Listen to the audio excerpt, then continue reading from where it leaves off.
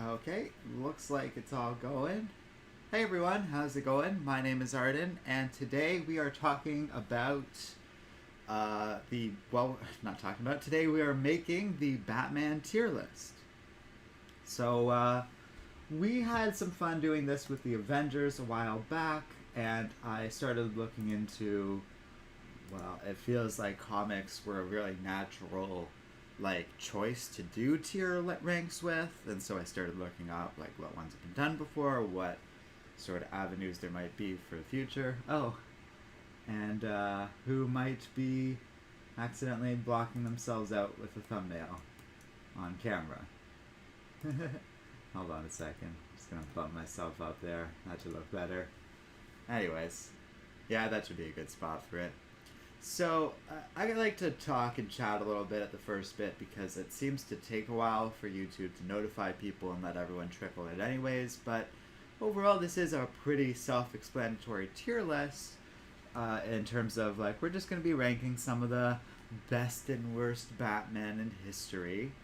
But for those that don't know, the list of alternate Batman is very long and elaborate, and it just goes and goes and goes and goes and goes. But I noticed the wiki is also organized rather conveniently in different sections, with Successors, Batman Incorporated, alternate versions, Imposters, and then the multiverse is even ordered by certain eras and stuff.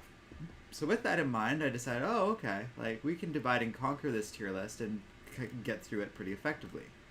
Raphael said, hey Arden, did you watch DC Fandom? It just finished. I noticed that, and it actually kind of works nicely that, hey, I figured, for those of you that watched it, and happen to subscribe to us, you can come chat with us and talk a little bit about Batman. I assume they were just finishing up with, the trailer for The Batman, which I haven't seen, but I did catch some of it. So I thought that was pretty cool. And, yeah, so, okay, how do I, yeah, I'm going to pop this. This is sort of my guide, just for certain characters, so I remember who's who. But then we're going to start with basically the 5 iterations of Bruce Wayne that have existed over the years. And then we're going to do the successors, either iterations of Dick Grayson that have taken over in the main continuity for a time, or those who were part of the Battle of the Cowl, where there was a lot of debate over who would take Batman's place in terms of continuity. And then we're also going to cover successors that are considered part of the main continuity in various potential futures. That includes Terry McGuinness, Jace Fox, and Damian Wayne, as well as the Imposters, which was a really interesting list of mostly villain characters, if not entirely villain characters, that have posed as Bruce Wayne at various points in canon. So it's a pretty fun tier we're going to start with. And then what's fun about that is, okay, next up will probably be the Batman International versions and other alternate versions from the main continuity. And then we'll go into the multiverse stuff. And then we'll have this sort of collective tier list for all these different Batmen. And what's nice about that is there's less characters, so we'll be able to kind of spend a little time talking about each of these characters, and maybe even we can do more polls. Everyone can have a bit more of a say for each iteration, unlike with the Avengers, where we had to, for various reasons, there were so many characters. Raphael's saying, my first experience with Batman was Super Friends, 80s corny Justice League. If it's the original iteration of the Super Friends, it's even older than that, I think. But in either case, what's interesting about that list is it does include all those animated and live action adaptations as well, including the Robert Pattinson one and stuff. So that will be interesting to talk about when we get to it. But for now, we're going to kind of focus in on the comics and specifically the main continuity, which you'll see is kind of the recurring pattern of this list.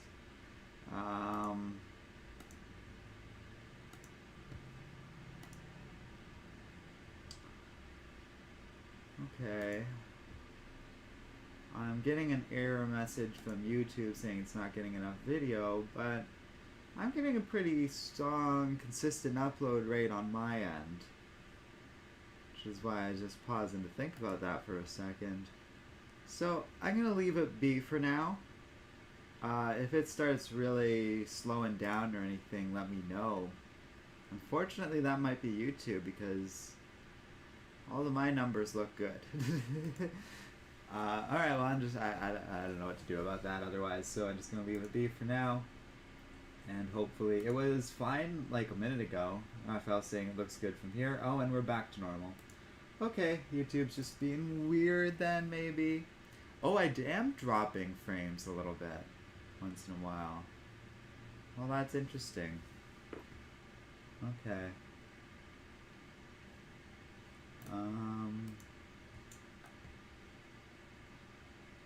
That's interesting. I'm just checking to make sure if there's anything draining my resources unexpectedly. Yeah, it's all looking pretty normal though. Alright, these might just be little spikes here and there. But otherwise, if it looks good on everyone else's end and it seems fine, we're just going to keep going. Okay, so with that all in mind, we've got a few more viewers in. I think we can kind of start. There's one little weird thing here, but I'm just going to leave it be. Oh, it is on there. What is that? Oh, it's the scroll bar of the browser. Okay, great. So, I just want to make sure everything's working before we start. Last thing I need to do is get started, and there's all these connection issues or something like that. But I think we're good. So, and if there's any issues, just let me know. So, we'll go in the order of this thing, sort of like the DC database, just because it's a form of looking at it as good as any other, I suppose. And to start with that is this Batman, actually, which is the Bruce Wayne that was basically born out of the Crisis of Infinite Earths, so from 1985 up to the New 52. It's also called the New Earth Batman, based on like the DC database's way of labeling these things, which is actually my preferred way of thinking about it. But regardless, I think it's fair to consider this character who was kind of born anew out of this continuity and sort of had his own history run from that time to the New 52 that had this big continuity built up. There's a lot of overlap between these different Batman and stuff and so on, but this one is pretty much his own beast. He's the one that had Jason Todd as Robin basically at the start of us meeting him in story, but it had been established that he had paired with Dick Grayson of like the New Earth before that, and eventually that Robin became Nightwing. Jason Todd had problems as Robin and was ultimately killed by the Joker. Eventually Bruce took on Tim Drake, and a lot of that continuity as we know it kind of played out over the 90s and 2000s. That includes like all the stuff around Tim Drake being Robin, and that eventually being Stephanie Brown for a brief window, which led into all the stuff with War Games. No Man's Land happened during this time. Grant Morrison eventually took over for Batman and did all that stuff with Final Crisis, as well as Batman meeting his son, Damian Wayne. Raphael's saying, at the end of your ranking, could you let us know in a battle royale who would take it? Sure. It's better to do that at the end, like you were saying. There's a ton of variables to that, which is why I was hesitating, but we're going to go with basically what we see here, which is just each of the dudes in a cowl squaring off with one another. But with that in mind, and by the way, I simplified this tier list relative to what the Avengers did. We had like 3 S tiers for the Avengers because there were so many characters. It felt right to have a lot of tiers. This one, we just got our S to F and then a special Alfred ranking, basically giving this one 2 S tiers, or like a God tier. And then unranked for any character that just doesn't feel right to rank, which might come up later on and stuff. But for this guy, this iteration of Bruce is going to be up here. I think we can all agree. He really is what, like, his stories and what happened to him reflect a lot of what people think of in terms of what they think of with Batman to date. even when he got rebooted into the New 52 and kind of again in Infinite Frontier, all the stuff that happened to this, we'll call him New Earth Batman, more or less stays in canon. Everything with Jason Todd, Tim Drake, and Damian are all pretty much indelible ink in Batman history at this point, in terms of comic book Bruce Wayne. And it would be rough kind of walking away from all of that, because there's some really good stories I was kind of going through in my overview here. So I'm of the mindset, and it's an interesting one to start with because it's not like the very first one, but it is one that I think is kind of the first to a lot of people. And with that, like, I'm kind of leaning towards Alfred here or something like that. But yeah, well, we'll try it like this, and maybe just yeah, let some people vote on it, especially with a big character like this, just sort of automatically. But with only so many polling options, I think I get 4. Yeah. I'm gonna make it all top tier because I struggle to see why people wouldn't think of this as a pretty high tier Batman. But let's just kind of see what people's opinions are. So I'll launch that poll. Meanwhile, we will move on to the next one on the wiki, which is the current Batman. Basically the one that was introduced after 2011 with the New 52 that exists all the way up until now. While he was changed as a result of Infinite Frontier, just as everyone else, he did not, like, he's still this version of Batman and still went through all the stuff of the New 52 and the unique adventures of that particular Batman, and like so on and so forth. So he, I guess also that includes all the Tom King stuff, all the Scott Snyder stories, and then all the James Tynion stuff, I believe, as well as all the Detective comic books post 2011, etc., etc.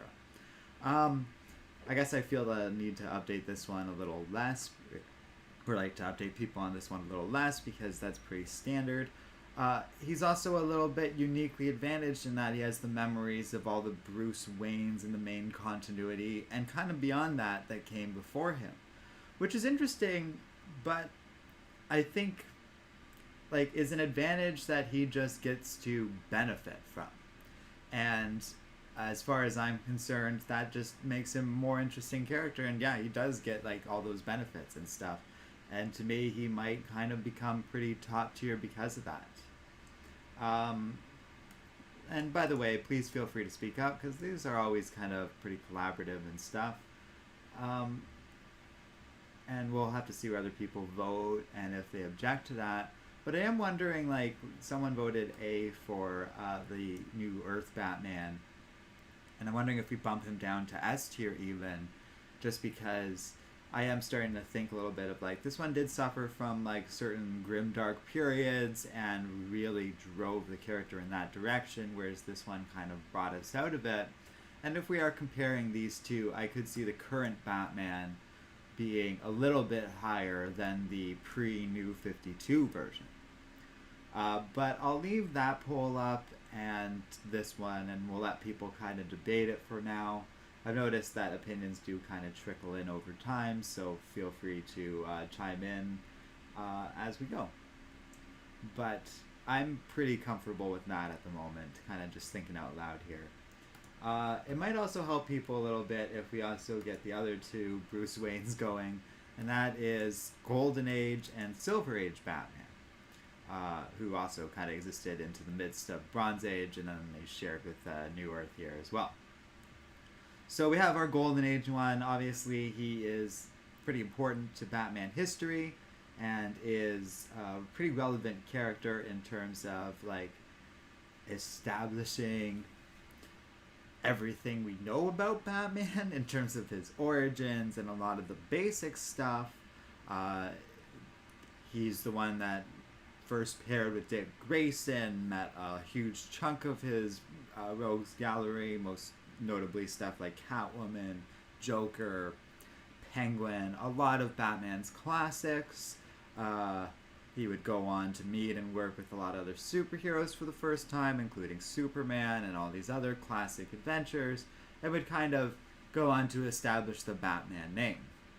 That being said, a lot of Batman, Golden Age Batman stories are very simple, relatively clear-cut, and kind of the closest thing to like the hot Twitter takes of Batman being a reality, where it's like, yeah, Golden Age Batman in many ways is just a rich guy in Gotham City preying on desperate people and going after petty crooks and stuff like that without really ever addressing the underlying problems the way some of the later versions of Batman does.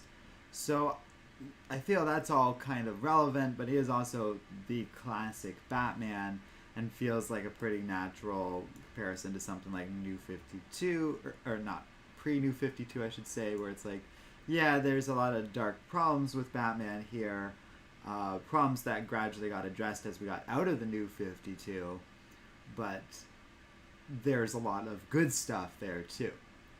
So I'm not hearing a lot of pushback in terms of these mainstream Batman characters here, and maybe it is that we need to start forming the tier and getting people to think about these things a little more. So I'm just going to keep going otherwise, but feel free to chat if people agree or disagree or whatever. So after that is Silver Age Batman, who I think actually does take on a lot more of the identity of a more modern look at Batman and that sort of thing. Raph is saying, do you think a Golden Age or Silver Age Batman would work today, or does Batman have to be damaged? Well, and it's interesting you bring that up, because Silver Age Batman, I think, has a lot of that damage, and we'll talk about it in a minute. Golden Age Batman is more absent of it, and I think I did kind of pull back on him a little bit because of stuff like that.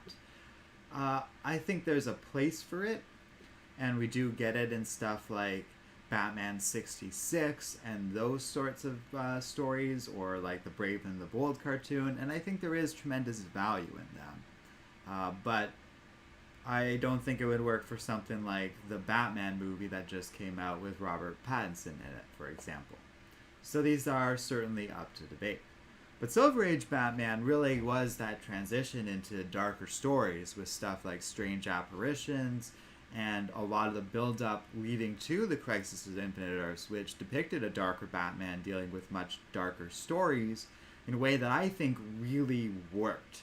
This era of Batman does have its low points, but he's got a lot of strong stuff and is largely responsible for the Batman we create, or we think of these days. So he definitely kind of, in my opinion, should be at least on the level of or above the post-Crisis Batman, but I definitely think this is an Alfred tier of our four Bruce Waynes.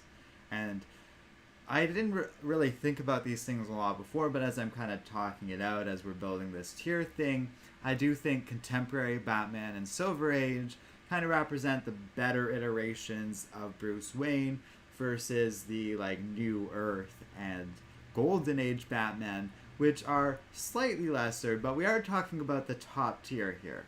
Because, and we need to talk about this again like we did with the Avengers, like we do need to consider what we're tier ranking here.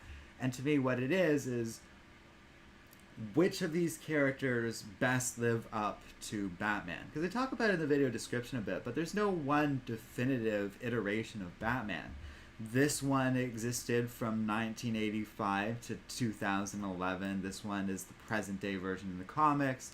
These two are the original versions, so to speak, in various iterations that are important and relevant to DC comic book history. And none of them are necessarily the main version of what the general public thinks of Batman, which could include the Tim Burton version, or the Christopher Nolan version, or even like Ben Affleck or Robert Pattinson. And so there's all these other iterations and different ideas of Batman out there. And so this tier in some ways is who best lives up to that standard. And I'm personally okay with these four existing as they do. And if anyone like kind of disagrees or wants to rework that, feel free to let me know. But yeah, to me, Silver Age, current, New Earth, and Golden Age is how we're going to kind of go starting from here on out. Which is good because that's going to kind of set the standard for all these other ones, which are obviously the Successors and the Imposters, and ones that don't quite exist on the same level as, Bruce Wayne, and how they compare to him, essentially. Tulloch says, present-day Batman, and then a bunch of hearts. And it does seem like more and more votes are leaning towards the 85 to 2011 one being S tier. So I'm getting the general consensus that people are in agreement with me on this for now. There might be some dissenters, but hey, if you're here in the first 20 minutes, then you get the perk of kind of reinforcing what exists already. So thanks for joining us, guys, as we kind of get into it. But we're going to start with this. We can always revisit stuff or whatever, but from here on out, let's go from there, because past that, the main continuity did start to feature other versions of Batman. And the first one we're going to talk about is Dick Grayson. Specifically, the Dick Grayson that took over before the New 52. He took over after Batman died in the final crisis and basically was Batman. As far as I know, up until the point of Bruce returning in that R.I.P. story, whatever story he returned in, and that whole thing. And so he had Damian Wayne as his sidekick and had Grant Morrison writing for him during this time. But they were Batman and Robin of this era and appeared in a ton of comics and did a bunch of stuff for a good chunk of time, although I'm not exactly sure how long it lasted. Let's see if it says.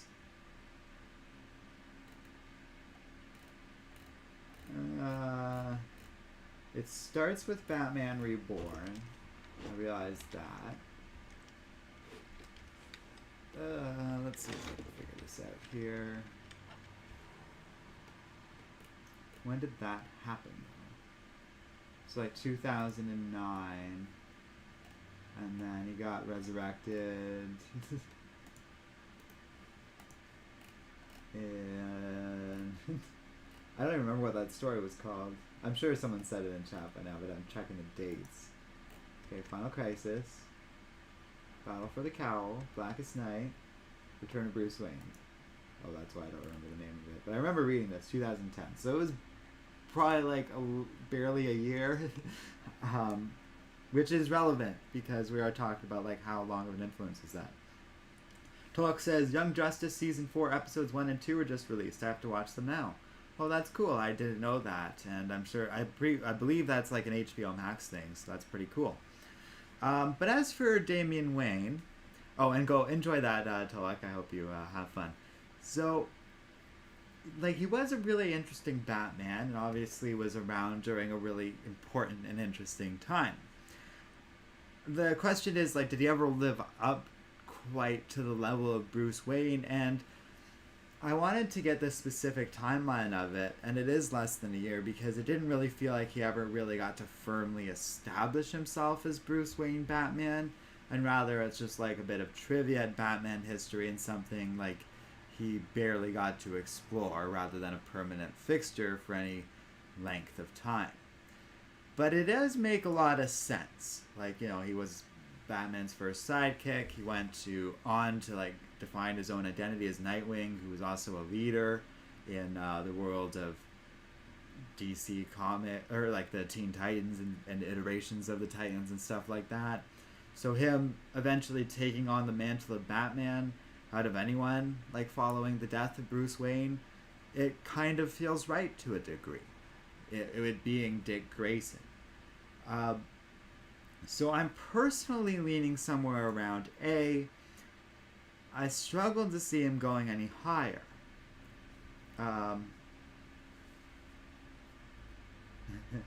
Raphael says, do you think a team of Batmans would work for a comic arc, or has this been done before?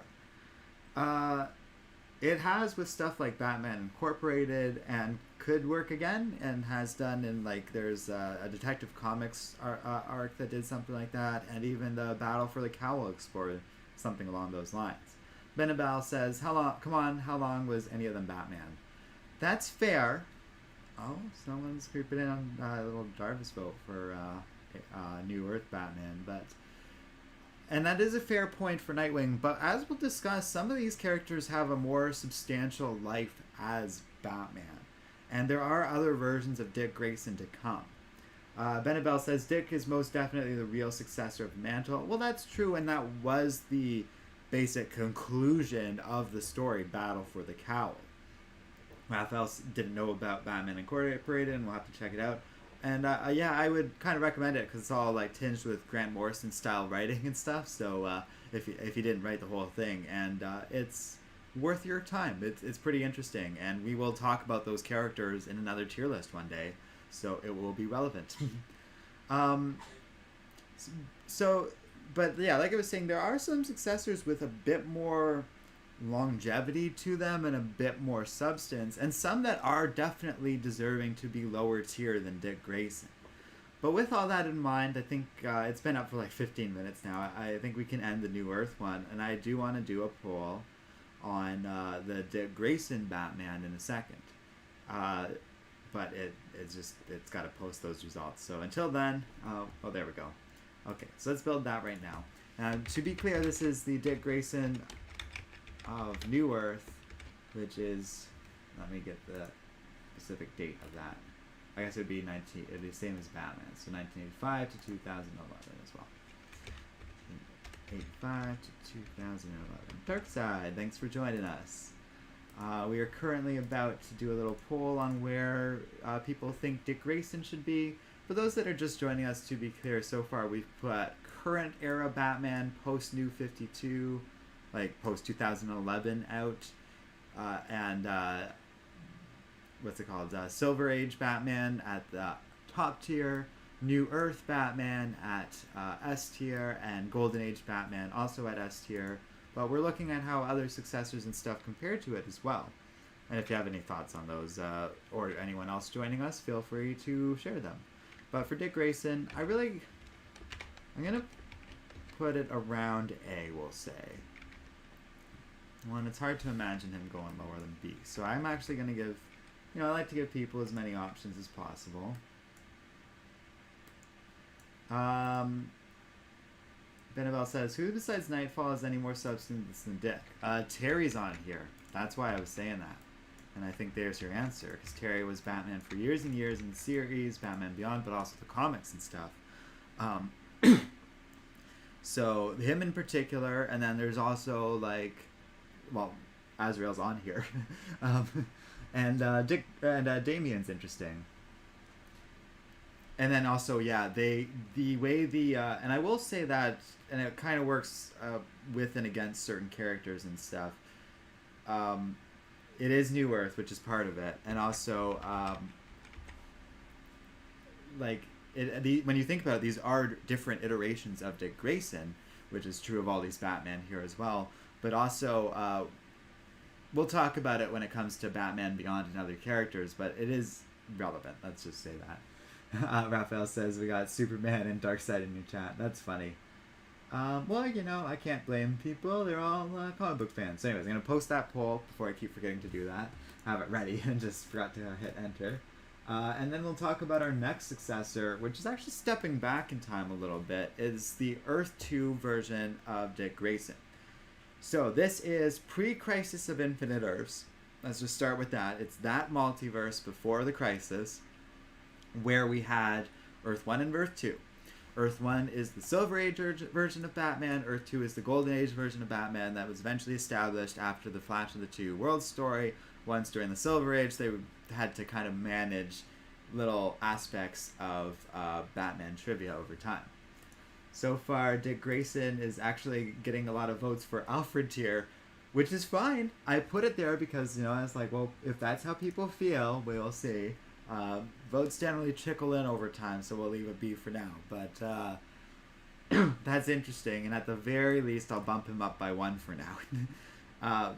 So we have, eventually though, in the Earth 2, all of the Golden Age superheroes existed and operated during World War II when these characters first premiered and stuff. So as we were getting into the 1960s, these characters were essentially aged up, and we had the older Earth 2 Superman, and like that, or Batman also aged up and eventually like married Selena and had a child with her, leading to that Huntress and stuff. And his successor was another version of Dick Grayson, who was the Golden Age version of Robin that eventually took on the mantle, just like the Dick Grayson of New Earth. His costume I've made fun of before in other videos, and doesn't look great. It's just a little dorky and has elements of Robin crossing over in a way that I don't feel adds a lot to the character, and if anything, just detracts from it. It makes him look goofier. Hyperboy Blue says, what about Tim Batman? Tim Batman is very much on this list, and he will talk about him shortly. Raphael says not his best costume at all, which is very interesting way to put it, and correct, because we're talking about the Golden Age iteration of Dick Grayson, so we are also talking about his original costume, which looks way better. So this character also exists better as Robin and stuff. Benabel says, has we looked at Zurinar yet? I think that's in one of the later tiers, because we kind of limited it to what I have on the title here. Mainstream Batman, Successors, and Imposters. Wow, Dick Grayson's getting a lot of Alfred votes. That's okay, but for now I'm going to put him up here. That's interesting, and I'll talk about that in a second. But I just want to make sure I'm caught up in chat, which I am. Angel the Nomad says, Jason Batman, Bestow Batman. Best of Batman. Yeah, Jason's going to be on here as well, too. I don't know if you guys can make it out here, but I'll pick them out as we get to them. Hyperboy Blue says, is Marvel's Batman on the list? I know that's a bit of a stretch. So the thing is, those characters are all a stretch, but the list that I base them on does include them all, but they put them in sections, so rather than overwhelm me with hundreds and hundreds of different Batmen, it gives me an endless supply of different lists we can do where that character will theoretically one day be on a tier. So I'm not saying no, I'm just saying I am saying one day, which is interesting. Angel the Nomad says, is Clark Kent Batman here? Unfortunately, that is one of the characters that's considered an alternate one that isn't really a successor, and is going to be part of the international and alternate version list, which is part of the future, obviously. So that is also another future tier one. But I'm glad you guys are asking, because these are going to be part of a conversation as well. ISO. What does ISO mean again? I thought it was in search of. So I'm a little confused when what you're saying there, Raphael. If you can clarify. Yeah, Besto. Raphael is saying if Clark Kent Batman is on this list, he's going to win that Battle Royale he was talking about earlier in chat. He is not, and in fact, I don't think there's any character on here that gets that superpower advantage. Oh, except for one, which is pretty cool. And we'll talk about that later.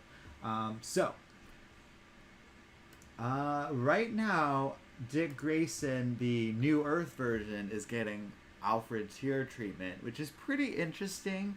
And if he is going up there, I almost argue maybe like we do push up New Earth Batman. But you know, if that's how people feel, it's like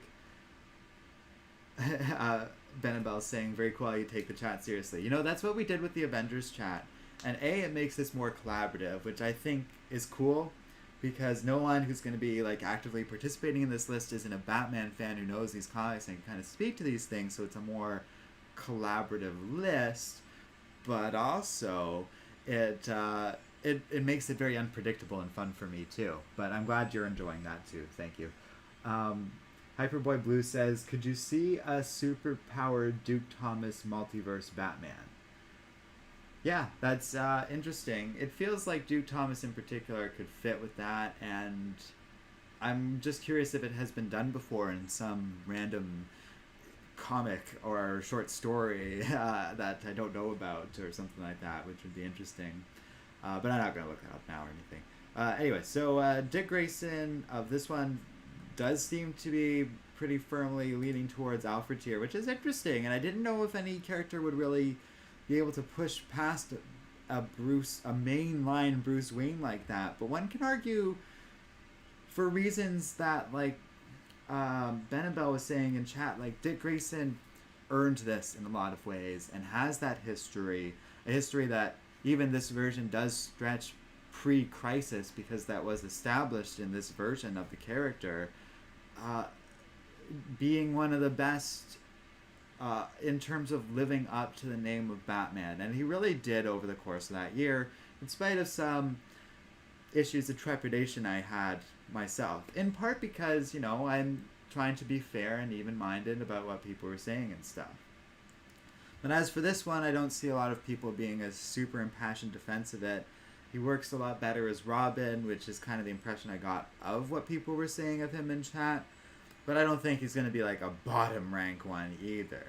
I do think he doesn't even really quite scrape A though, so maybe we can go to B. And one thing I was saying is because there's less characters here, we can do more polls, unlike with the Avengers tier ranking one. So I'm going to go ahead and end Dick Grayson, which kind of is going to leave him in Alfred land for now.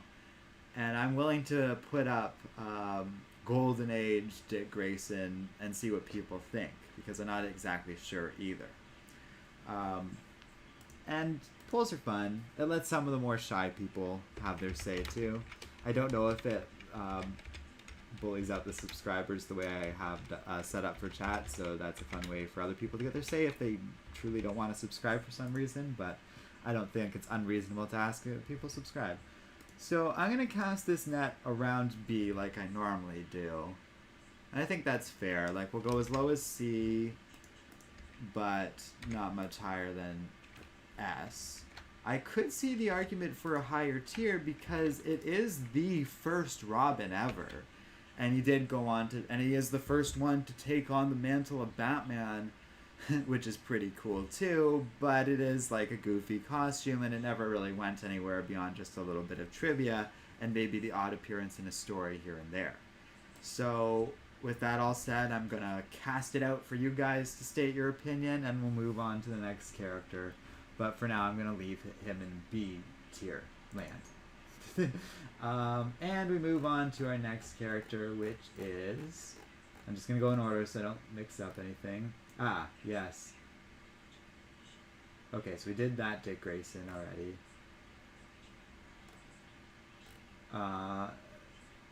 The new... Okay, so this one threw me off for a second, but we have one more Dick Grayson, because technically after New 52, we have, Dick Grayson was rebooted into a new character. More votes are even pushing Batman lower. Golden Age Batman lower to C tier, so we'll put him there for now. But this version of Batman is essentially the one... Now, in theory, this iteration of Batman did take over when Batman died at some point in Batman history and worked with Robin for a brief window as Damian, because most of Batman continuity was preserved after the New 52, and that's doubly so in the era of Infinite Frontier. So this iteration of Dick Grayson kind of also did go through all the Grant Morrison Batman stuff, but also was Batman for a brief window with the Tom King era stuff, where he took over after Batman got all heartbroken because the wedding didn't work out, and then got shot in the head, leading to all this stuff with Rick Grayson or whatever that was. Remember when he wasn't Dick Grayson anymore and had amnesia? So, I don't know. I think it's enough to actually knock him down, because it isn't really the one that everyone's talking about. It feels like we're revisiting the Batman of of this story of him taking over after Battle of the Cowl with this post-wedding stuff. And I don't think it's as strong. So at least to me it should be S tier, but I think we should really just go down to A tier. Because, of all those reasons I just said, he's just not as strong a character anymore when he's taking on the mantle at this point, and it just doesn't feel like the same as all this stuff around Battle for the Cowl. Now, I'm willing to hear people out on this, but that's at least my opinion of this. So, seems pretty clear that Golden Age Dick Grayson is going to get a C. Darkseid says, which Marvel comics do you want to review? All of them, man. Didn't you ask me that last stream and I kind of did a whole thing about that? So I'm just going to keep on going. But anyways, we're going to end that poll for now, and I don't really know where to put this version of Dick Grayson, so I'm going to let people kind of pick. It should be influenced by the fact that y'all wanted Dick Grayson at Alfred tier, which I understand the rationale behind, but I really do feel he should be lower. So let's see what people think. Menabel says, could be interesting to make a list of the least known popular Batman. Some really cool Easter eggs and hidden gems could be discovered. Oh, we're essentially going to get to those. Don't worry, there's some weird ones on that wiki and on that list. Darkseid says, my favorite Batman suit is the Hellbat. It actually is one of mine too. I did do a top 10 list, y'all can go check out anytime you want, about all my favorite bat suits, and Hellbat was on that list. It's not at the top because I feel it's a little underused, but otherwise I think it's like pretty damn cool. So for this Dick Grayson, we're going to say new 52 to present day. And people can make of that what they want, like in terms of where you should go. Because I'm really not sure. I'm actually going to let people go all the way to the top again if they really feel it's right. But like I said, I personally feel like it's diminished from the new Earth Dick Grayson taking on the cowl post Final Crisis with all this wedding stuff. So count it how you will. It does include that character, but we're also adding in the wedding thing and him getting shot, so basically being Batman for like 2 issues. And then going into all the Dick Grayson business, and I don't know how we're all supposed to feel with that. Mudalam say Token Bo was saying, OMG, the Batman trailer was grass. Yeah, I didn't really know DC was going to do that. I just kind of wanted to do this tier list today. So it kind of works out nicely. Like everyone's like, oh, okay, let's talk about some existing versions of Batman and stuff. And the main ones in continuity and how they rank against each other, which I think is pretty fun. Okay. So far in the poll, it's actually tied between B and S, and I voted A, so I'm just going to leave it right there for now.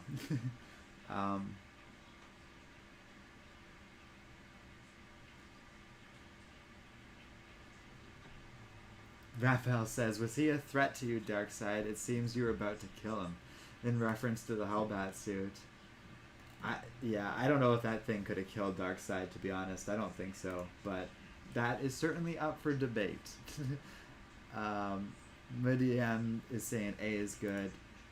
Seems right now that's where we're leaning to, which I'm okay with, because that's where I put it to begin with, so obviously I would be. But we'll see if anyone else has a vote or an opinion. You can change it pretty easily at this point, where he might end up. But next up is a really interesting one, because we're getting to another successor that definitely has substance, and Benabao? I'm sorry I keep saying your name wrong. But we're going to be talking about Azrael, Jean-Paul Valley now. So this character, and this is the one, this isn't some weird new 52 version or anything like that. This is the version that took over during the Nightfall story, basically was set to replace Batman after Bane broke Bruce Wayne's back, and probably would have done so if he didn't kind of get out of control and not live up to the standards of Batman, such that Bruce Wayne had to recover and eventually challenge him over it and take back over the cowl. So we have an example of a character who was kind of intentionally written to not be the perfect iteration of Batman. Benabao saying, you know, your tier list can't beat DC fandom. Oh, that's very kind of you to say, but I do have, I feel as though... What am I trying to say here? They have footage I can't rely on, so let's put it that way. Slake Manson was saying, always liked Earth 2 Huntress over Earth 2 Dick Grayson.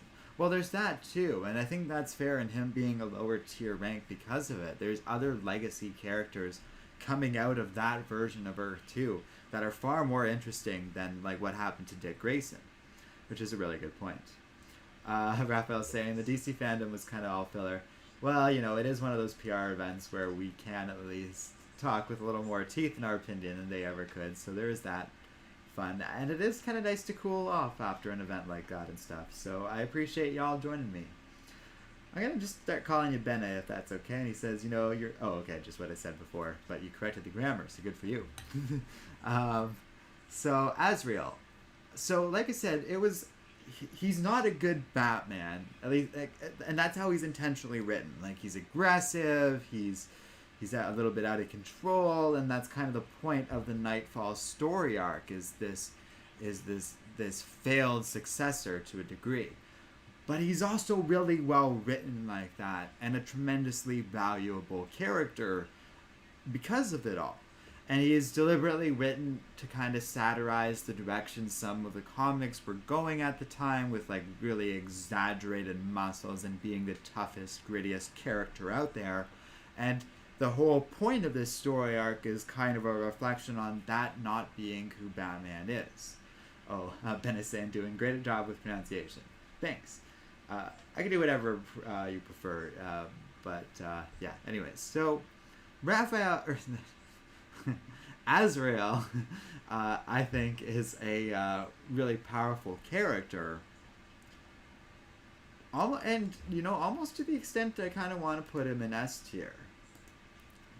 Dick Grayson seems to be floating around here pretty strongly, but yeah, like, because he seems stronger than Dick Grayson, and there's like a three-way tie where he's kind of, I think he's going to end up at A tier.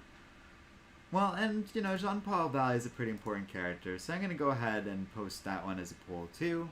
Like I said, I wanted to do it for a bunch of these characters, and that seems to be a pretty natural choice at this point. So we'll put him up right now. And luckily there aren't multiple iterations to worry about for this character on this tier list. And Raphael has also made a good point about how he has the most unique looking batsuit. And I really like the look because of that. A, it is unique. B, it really... I'm going to give you guys S to B as your choices, because I genuinely don't really see him going out of that range. That might kind of enforce a little more of a choice with people. And he does look cool, and like I said, there's a satirical element of it, but they didn't let it undermine his character either. So I'm curious what people think.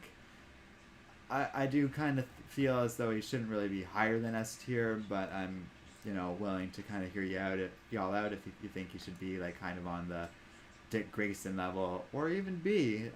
There's already a vote there, so we'll see. Right now it seems like he's going to go down at least one, so I'll just put him there already. But, you know, if people have a different opinion, just let me know. So, past that, we're going to move on to Jason Todd. Our first of the other two Battle of the Cowl characters, essentially. And we're going to talk about Tim Drake in a second as well. We might as well put them both in unranked for now. Real mixed opinions on this one, personally. We're probably going to have to do a poll for him as well, so make sure if you want to vote on Jean-Paul Valley, you do so now. But I don't know how I feel about Jason Todd as... For one thing, he's cool. I don't know how well you can see the little image here, but you can look up Jason Todd Batman and see it. It's basically just like a Batman that's willing to use guns. And it's interesting. Benabal says, Azrael is really big and successful successor here, but without really earning it, like having earned it. Besides being loco at Bruce in a negative way, he should be in the middle. Those are some solid points, he said, and also you're posting that as his voting's taking him right down to B tier, and I think you make a good argument. Travis Lance says, I love the dark multiverse Azrael. He messed Bruce Wayne up, and Bane and Lady Shiva had a son who was a meta that had Bane's Venom's power. That was a really cool short story, or really good short story. And here's a cool thing about that. Dark Multiverse has its own section on this thing, so we can do a Dark Multiverse Batman tier list as well, and we will. And that'll include that character, which I find pretty interesting. For now, we just have the one Azrael, and it does look like he's going to end up B tier, and I have to say, Benabal really convinced me.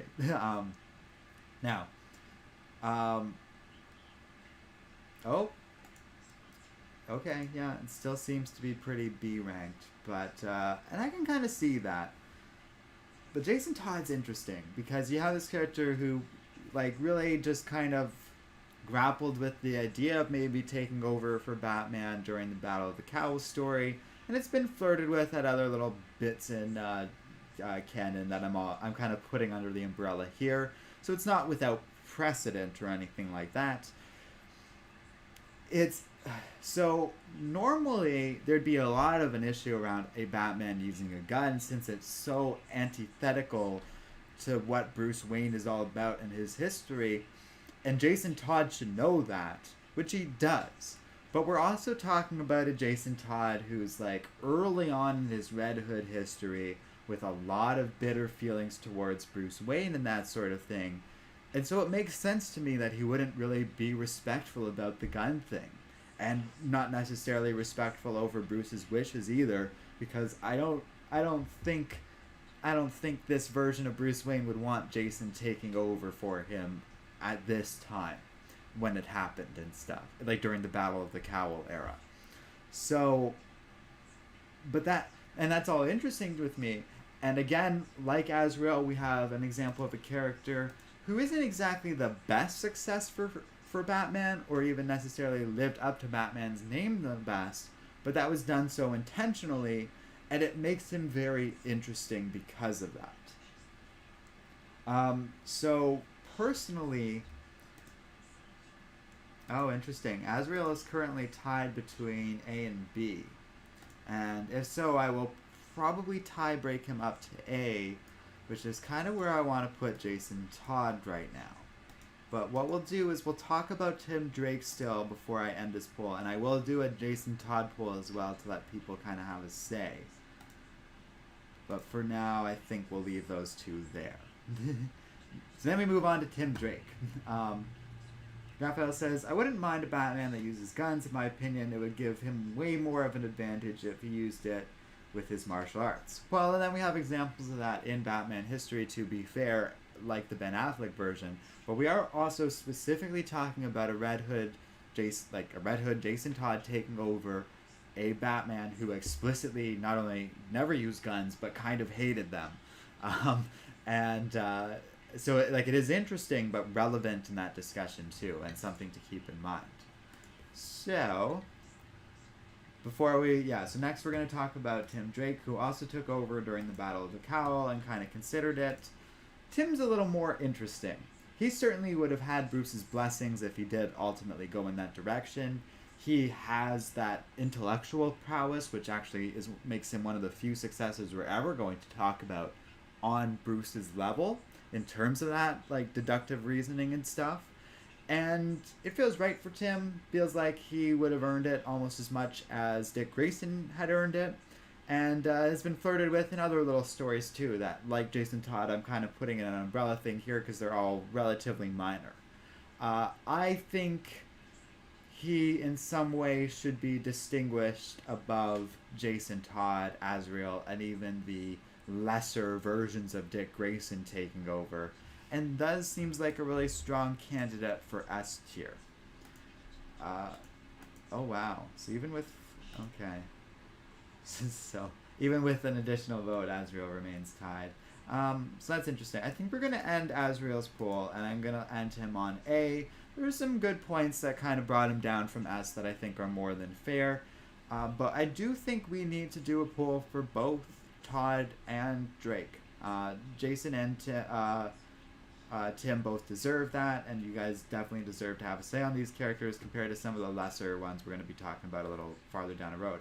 A lot of high tiers right now, but to be fair, we're talking about some of the best of the best, and I can see down the road there are going to be a lot more lower tiers as we're establishing some of the best characters here. So Travis says, even in this tier, we still have some duds to talk about. Ben and Bal says, Todd, Bat, I just died in your arms tonight. Bruce, never gonna give you up. That's just what he says in chat. Travis says, Jason using guns is the only thing that I don't like about the character. That's why I like the Soul Blades. They are interesting. And then he says, Tim Drake, I think, would make a good Batman. And that's the only thing working against Tim is it's a lot of potential right now, But to be fair, it is kind of that potential of like, well, he's still a young character as established across these last few decades and just hasn't really had that opportunity, but feels like he really would excel in that role. Alright, so let's do Jason Todd next.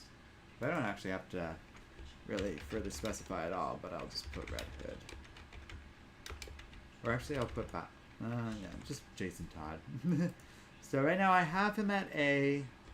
I'll let you guys go as high as S and let you go as low as C. Let's put it that way, because it is Jason Todd, and I could see the argument for him being much lower because, like, in a lot of ways, he's not a great Batman. And then if, ideally, it'd be cool if we could have more than one poll up, but I think we'll have to wait until, the Jason Todd one is done. For now, he sits at A rank and Todd at S. I'm pretty comfortable with that, but I will probably do a poll for both. So next up is one that's a lot more wonky for me, and that's Jim Gordon. Kuntz says, I feel Tim doesn't have the haunting darkness to be Batman. I believe it would hamper him more than anything, and the sight of him as Batman wouldn't bring the darkness and extent of fear Batman has. Very interesting point, sir, and not one that I'm like dead set against either. You're making a really solid statement there about the nature of Tim Drake and Batman himself. Like how Batman is a pretty dark character, and that often adds something to the character that would be lost with Tim Drake. In a lot of ways, he'd be a step back towards like Golden Age Batman and Adam West Batman and that sort of thing, which I don't hate, but can see the argument you're making of Tim potentially being lower tier. Jason Todd is currently leading at A tier, I should say, which is where I put him. And with that in mind, and that discussion there, we've only had it up for a minute. I'm going to give you guys a little more time, and we'll talk about Jim Gordon, but I will let you guys have a say with Tim Drake, because that's a pretty good point you're making of Tim potentially being lower even than Jason Todd. But next up is Jim Gordon. Now, we've covered the Jim Gordon story on Comic Island. I covered it while it was coming out, like week to week, or month to month, I guess, during the comics. And I do remember liking and defending aspects of it. It was fun with Mr. Bloom. It wasn't very long, but it was interesting to have Jim Gordon take on this role. They made a lot of it work in a way I didn't think it would, like the fact that Jim's a smoker. They kind of worked around. They did some Did I say Jim Jordan? Jim Gordon, to be perfectly clear. And then Gordon also, oh shoot, I lost my sense. And he also got the mech suit and had that partnership with the corporate interests and more authority figures because Gordon's a cop, which really changed the dynamic. And I think a lot of what Gordon was as Batman maybe actually would resemble what Tim Drake as Batman would be, just maybe without all the pukey emojis I'm Just Kuntz does, which I don't disagree. There's a lot to dislike about Gordon Batman too. A lot of silliness, and a lot of that lacking the darkness, although he has it more than Tim Drake, that is kind of part of Batman's identity. Travis Lance says, I second the lack of darkness, and I think Jason maybe has too much darkness and hate to the point where Jason might enjoy the vengeance too much. Well, and that's part of the problem with Jason. I think that is also a strength of Jason too. It reflects his character being a little darker and edgier, and also being a flawed successor. And I can see the argument for flawed characters kind of being higher even though they aren't great. Raphael says if he didn't have that mech, robot, and suit, he would have died real quick. Yes, that's true. You also make me think that Bruce Wayne Batman was able to do more, and is able to do more with his mech suits than Jim Gordon ever did. Bruce is more resourceful and basically used a mech suit to take on all of the Justice League in the Endgame story, and is able to do other little things like that make him just a more effective Batman. So with all that in mind, it seems like we're pretty down on Jim Gordon collectively. I don't think he deserves F tier because it's not like the Snyder story that Jim Gordon Batman revolves around was terrible, but he was never great either. And I think robustly belongs in D grade. And also, like, you know, we need some lower tier characters coming up that we're talking about here and stuff. And I think that's a good example of one. Now, Jason Todd did just get a vote for C grade, kind of reflecting what some people were saying against Jason. And I don't disagree, but he is leaning towards A quite a bit. And yeah, like it's been about 5 minutes, so I'm going to close the poll and we'll leave Jason at A for now. I do kind of think there is precedent for Jason being lower, but we got to do Tim Drake now still. If anyone has any disagreement about Jim Gordon, let me know. Otherwise, I don't think we need to do a poll on him. I think y'all are kind of with me at him being lower tier.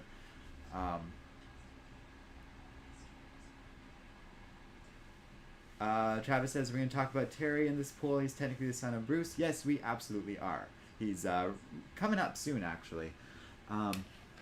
I'm Just Coon says, I think Jason matches Bruce mentally is as Batman, whereas Tim might match Bruce's intellect, but Jason as a detective isn't that far behind as many assume. I agree with all of that, actually. Jason's more clever than people might assume, like you just said, and is able to lead like the Outlaws and stuff very effectively because of stuff like that. Funny ears. Okay. Oh no, we're not doing Jim Gordon. We gotta do Tim Drake. I'm all over the place now. Tim Drake. I just left it at Tim Drake because it's a more generic character rating like that. So I think S is kind of the peak for Tim based on what people were saying, and I'm gonna let you guys potentially rank him a little lower.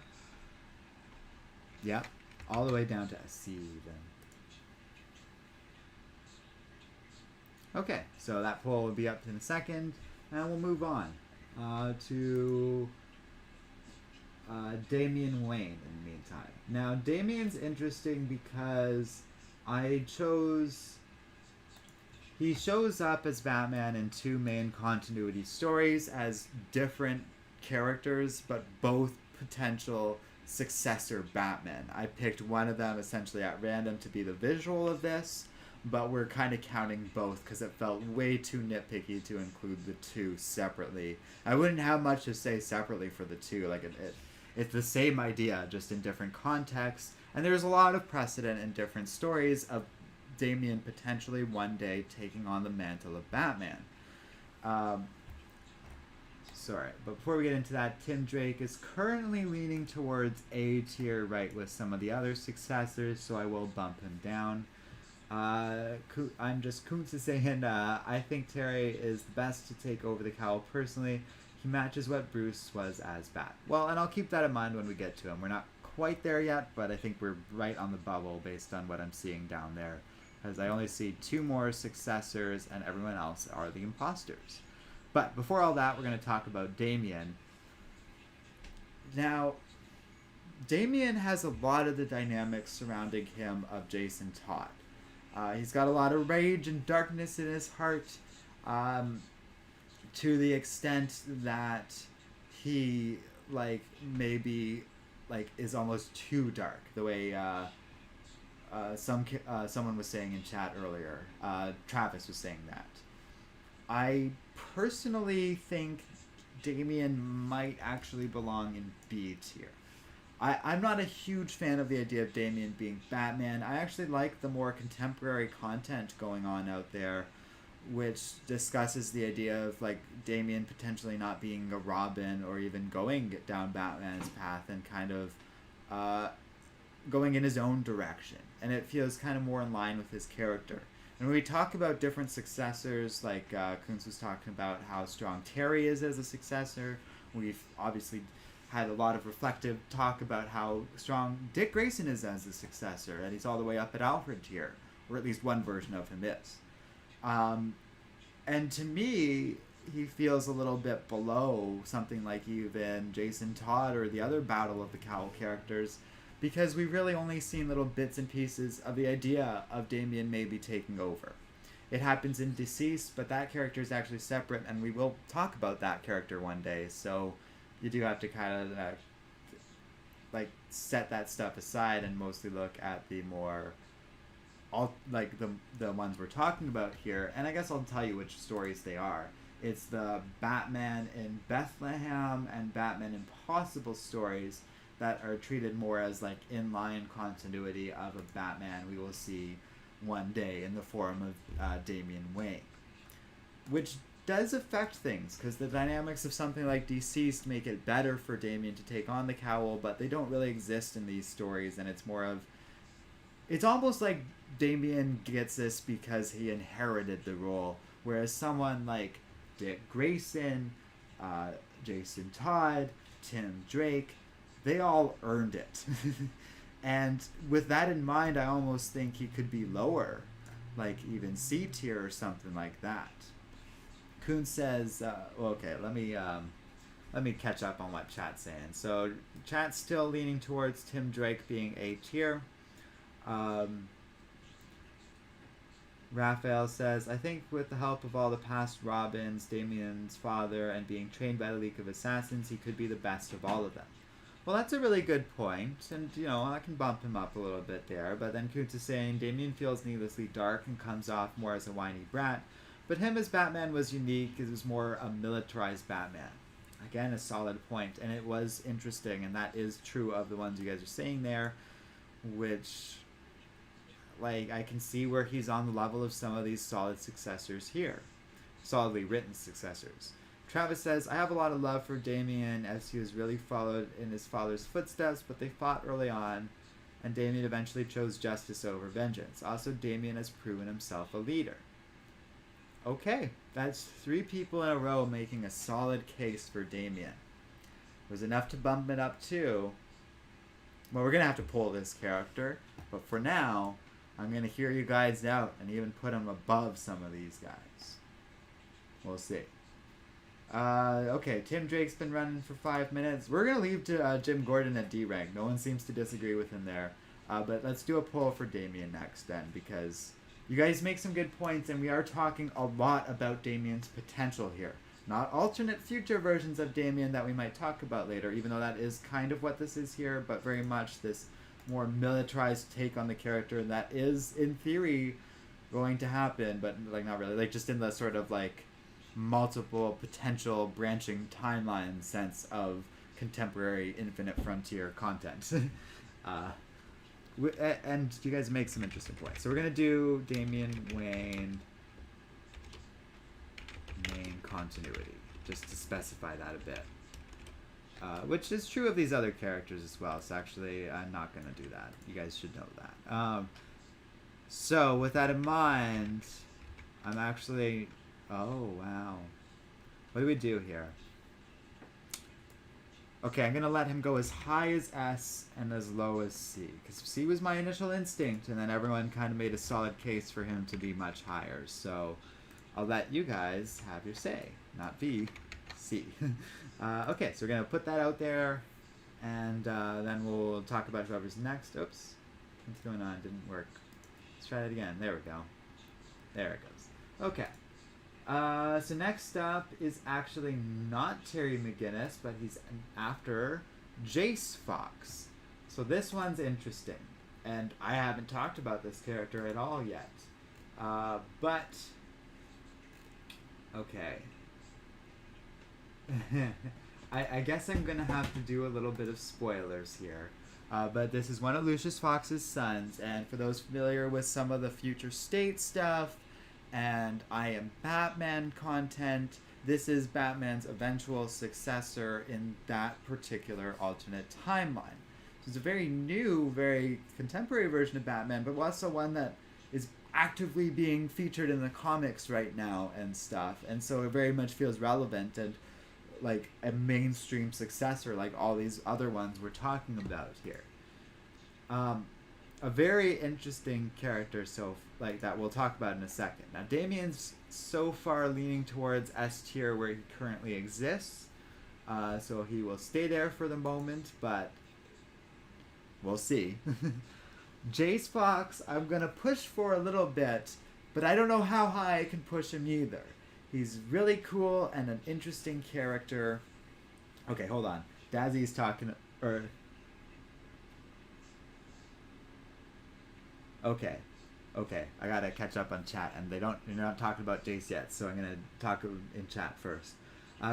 Kuntz is saying Damian has too much going on to be stuck as Robin or Batman. I want to see a unique Batman sidekick for the time, and it feels like there's a lot of room for that with the Signal and all these other characters out there that could easily fill that role. Dazo D123 says, in my opinion, Tim should be S tier. He's the most similar to Bruce. They even bring it up in Detective Comics 2016, which we talked about a little bit, but I agree, and made a point of showing him as equals to Dick Bats back in Red Robin. Now, we did do a poll for Tim Drake, and another vote for S tier would tie it, at which point it would kind of go to me. Dazo goes on to say Tim has also repeatedly shown his ability to lead teams as well, with a long history of leading Young Justice and Teen Titans. He has a very good run as Batman, the new 52 Batman Beyond book too. See, I didn't know that. That kind of counts for stuff like, or when we're considering stuff like this, although that version will probably be on a future tier list as well, to be fair. But it's relevant because we're talking about the character and what he could be too. I had Tim higher originally, if we're counting my vote, then he should be up here. So I will do that for now. Dazo makes some good points, and I'm willing to raise him there. Damian is currently tied between S and B, which is really interesting. So for now, until someone else votes, I'm going to bump him down to A and Tim up to S, which I think is fair. Travis was saying Damian could, of course, slip into the military style being from the League of Assassins, but it depends on the circumstances. Yeah, and it depends on how much Damian takes away from his father, because we've seen in DC that he can be a really good Batman. Dazo is saying Damian is B, in my opinion, because his character is consistently shown to be at odds with the Batman ideology. Even right now, we kind of operated outside of the Batman family. Has the potential to be a good Batman, though.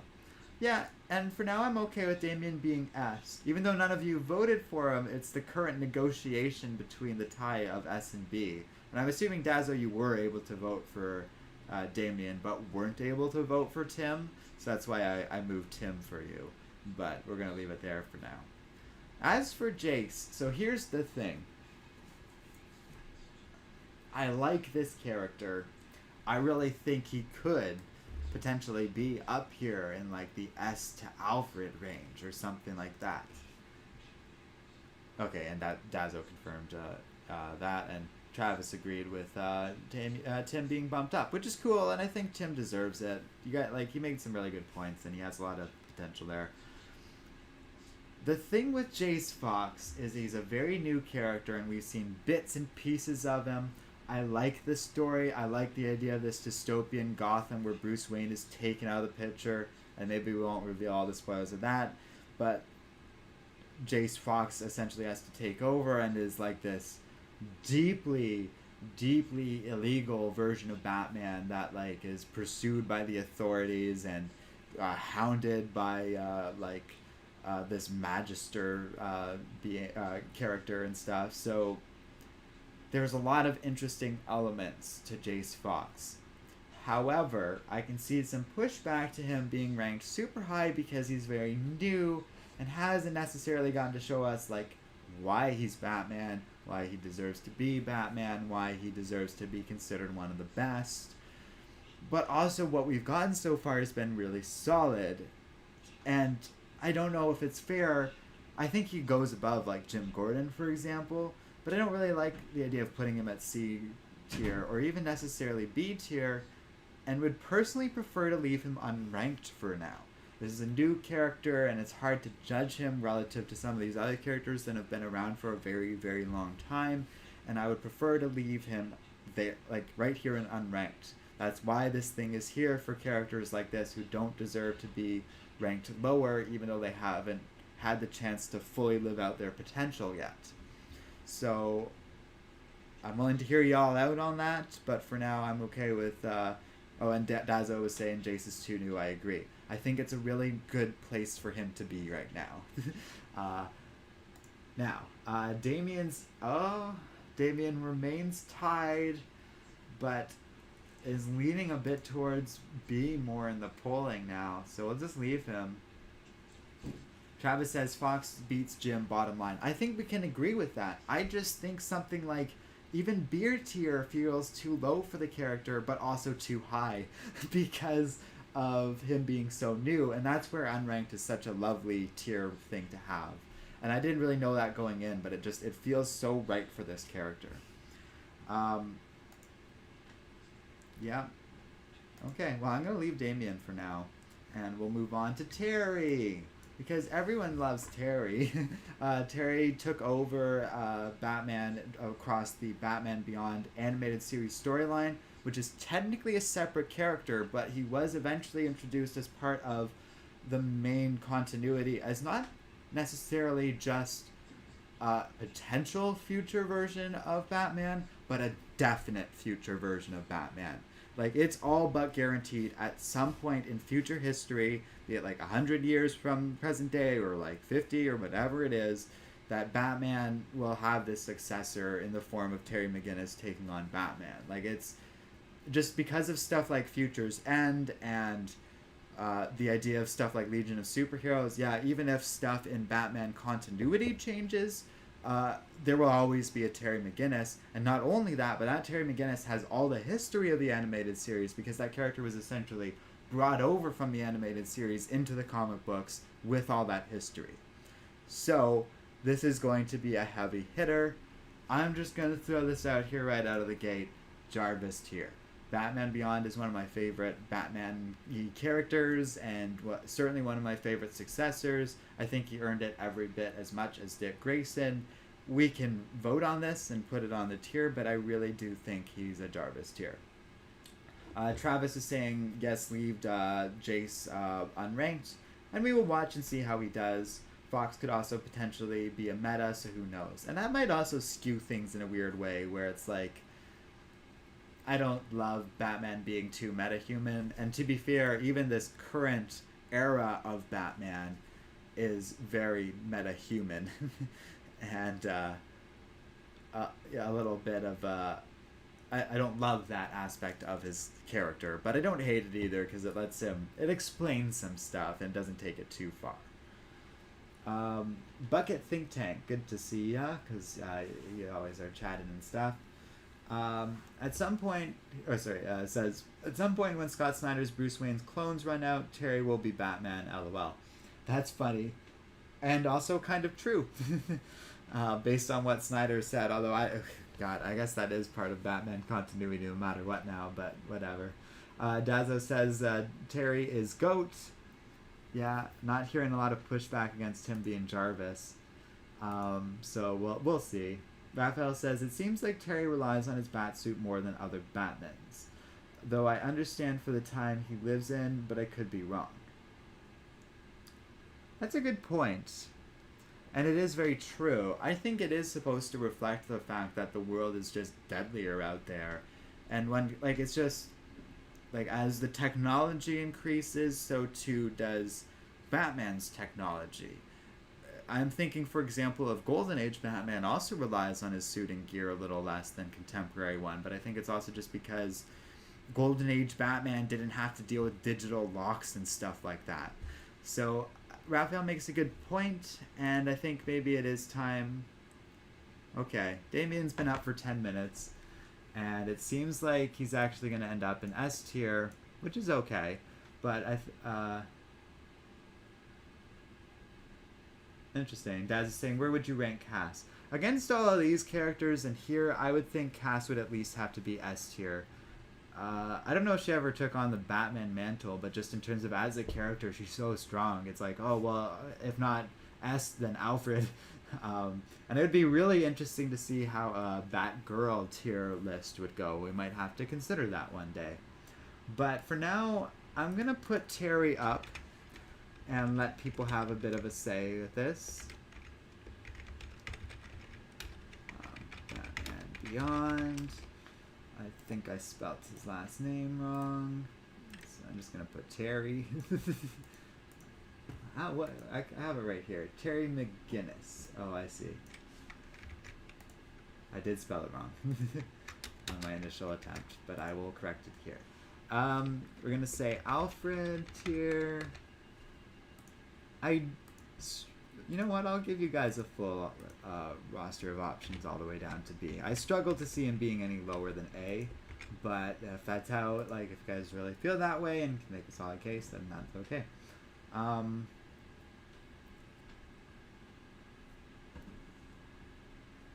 Travis is saying, well, in Terry's time, every other street fog is spliced or meta, and that gets into the technology thing I was saying. But I do think Terry's a big enough character, you guys should have your say on it, and also, like, you know, I can see the argument for that lowering him. Not making him a bad character, but maybe making that point of he's kind of his own identity almost, and almost a meta-human, which I'm getting the sense you guys would generally tier rank lower, which will be very interesting going forward.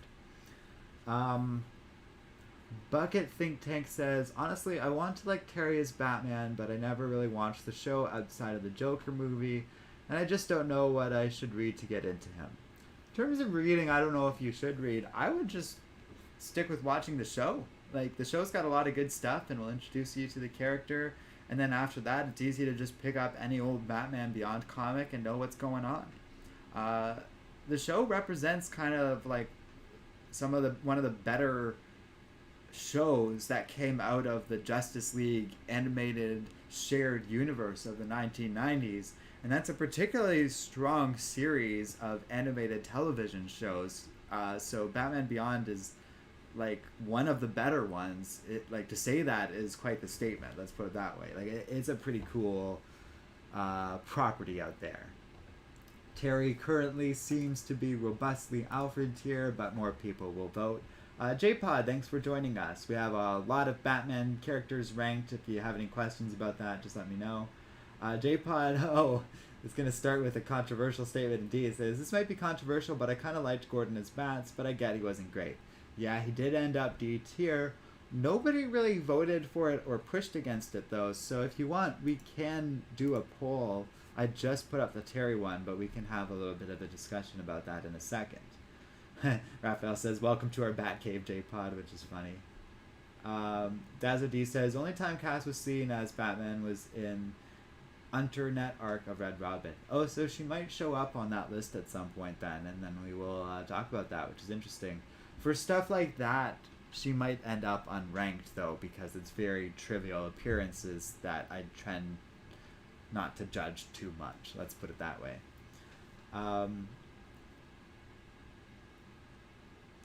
Dazzo says, also about Terry with the suit, it's canon in DC that thugs and criminals progressively advance the heroes, so Terry relying on the suit more than makes sense due to the era.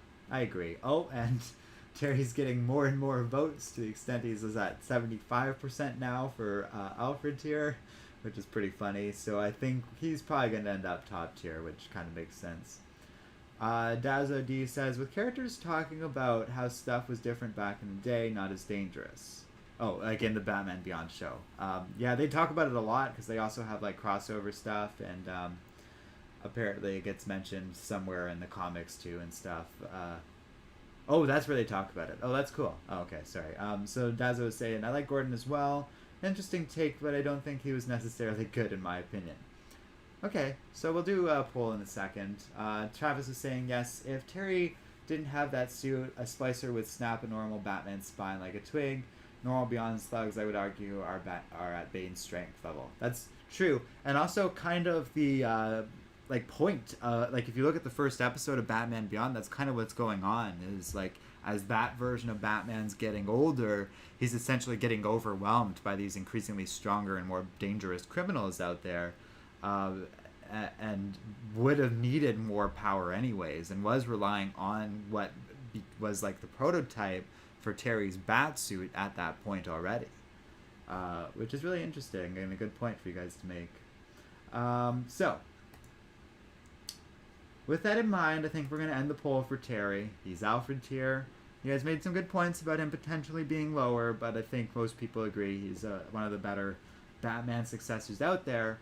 And I'm going to let you guys vote on Jim Gordon, because it seems like there was a little more of a debate going on at this point for him. But the catch of that is I'm also going to let people potentially rank him lower if they feel the need. The defenses of Jim Gordon were pretty lukewarm, so he's also not going to be able to get much higher than B, but it is a chance for him to go higher at the risk of him potentially getting ranked lower because of that too. So we'll see how what happens and what people think of that character. Raphael says, but a regular Batman beats Bane all the time. True, but that's true of, like, a regular Batman could probably take out some random street thug, but it would be a very difficult of the Batman Beyond era, but it would be this very difficult challenge, whereas the random street thug of Batman's time is hardly any challenge at all. J-Pod says, Terry got an A for me simply because I never got into DC animated. I grew up in Marvel 90s animated series. I really got to go back and binge it all. Well, that's fair. It's also true in that, like, Terry and who Terry means something to is going to be very limited in who that is. So he's not going to be the Batman for everyone ever. But, that was a poll, and I like, everyone got to kind of have their say. Oh, Jim Gordon could potentially be bumped up to B rank, which is fine. I'm not totally against him being ranked above the Dick Grayson of the Golden Age, but we'll see. There's still plenty of room to vote on that. Travis says Bane did break the bat, which is also true, so it's not like Batman is ever guaranteed a victory against Bane, which I think is pretty consistent. Travis also says that imagine a city full of Banes, and don't tell me that regular Batman wouldn't put on a mech suit. Exactly. One Bane is a problem enough, but if it's just every criminal you're meeting is that strong, Batman would be in a lot of trouble. Okay. So now we haven't actually talked about a new character in a bit, but that's it for the Successors. Now we're going to talk about the Imposters. There isn't actually as many as I thought there would be across, like, all of canon, which is pretty interesting, but there are some. And our first one is really funny, and I like, and it's Hugo Strange. Hugo feels like an imperfect imposter, and we'll talk about that in a second. I'm just going to catch up on chat for a second. Dazzy was saying, Bane is also said to be too dangerous for characters like Nightwing, Red Hood, and Damian. Early Rebirth Day, all established, true. Like, all established by Rebirth is what I was saying. And then Dazzy was saying, and Red Hood and Red Robin struggled with him even when working together in Batman and Robin Eternal. All facts he's laying out there. J-Pod says, I like change a lot, and the idea of a grizzled older Golden as Batman intrigued me, but yeah, the execution wasn't great. And that is very true, guys. There's a lot of potential to Jim Gordon, and maybe he did deserve to be bumped up for all of that stuff. It's only been... It does seem like a lot of people are leaning towards B, though, so that's interesting.